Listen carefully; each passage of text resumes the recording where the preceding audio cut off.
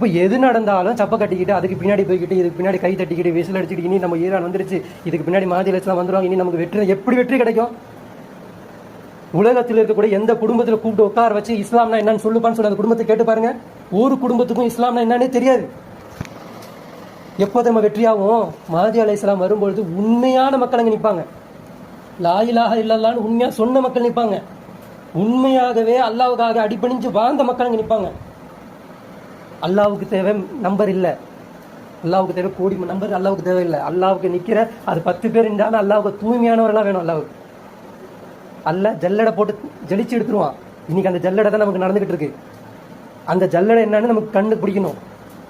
நாம அதை விட்டுட்டு நம்மளுடைய எக்ஸாமை விட்டுட்டு நமக்கு எல்லாம் என்ன கொடுத்தானே விட்டுட்டு அடுத்தவனுடைய பார்வை பார்த்துக்கிட்டே போயிட்டு இருக்கோம். உங்க எக்ஸாமை நீங்க எழுதுங்க. ஒரு எக்ஸாம்னு இருந்தா என்னென்ன எக்ஸாம் வைப்பாங்க? ஸ்கூல்ல போனா ஒரு எக்ஸாம் வைப்பாங்க. எடுத்தோடனே